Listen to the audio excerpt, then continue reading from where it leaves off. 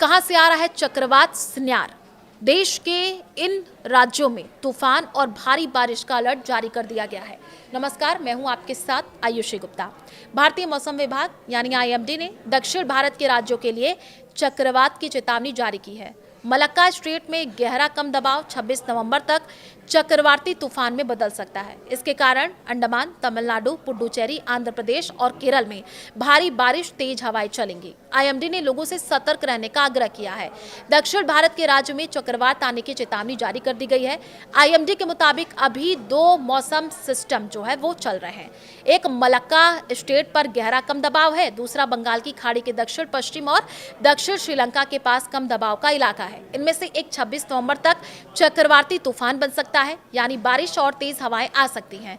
IMD ने लोगों से सावधान रहने को कहा है। आईएमडी ने बुधवार सुबह एक्स पर एक पोस्ट में कहा है कि मलक्का स्ट्रेट पर एक डीप डिप्रेशन का 26 नवंबर को साइक्लोनिक तूफान में बदलने की उम्मीद है। मलक्का स्ट्रेट उत्तर पूर्वी हिंद महासागर के अंडमान सागर और पश्चिमी प्रशांत महासागर के साउथ चाइना सागर को जोड़ता है। यहाँ किसी भी गतिविधि का असर भारत के कई राज्यों पर पड़ेगा। दोनों मौसम सिस्टम की वजह से अंडमान और निकोबार द्वीप समूह, तमिलनाडु के कुछ हिस्से, पुडुचेरी, आंध्र प्रदेश, केरल में बारिश की चेतावनी जारी की गई है। तो साइक्लोन सेन्यार का खतरा बढ़ा है। और देखिए, लेटेस्ट अपडेट में आईएमडी ने कहा है कि मलक्का स्ट्रेट के ऊपर बना डिप्रेशन पश्चिम उत्तर पश्चिम की ओर बढ़ता रहेगा। 26 नवंबर को सुबह तक और तेज होकर के साइक्लोनिक तूफान बन जाएगा। बुधवार को पूरे दिन 60 से 100 किलोमीटर प्रति घंटा की रफ्तार से तेज हवाएं चलने की उम्मीद है, क्योंकि ये साइक्लोनिक तूफान में बदल जाएगा। आईएमडी ने 26 नवंबर को अपने नेशनल बुलेटिन में ये भी कहा था कि 26 नवंबर और 27 नवंबर को निकोबार आइलैंड्स में ज्यादातर जगहों पर हल्की से मध्यम बारिश और कुछ जगहों पर भारी से बहुत ज्यादा बारिश होने की उम्मीद है। 28 नवंबर से 29 नवंबर तक बारिश धीरे धीरे कम हो जाएगी।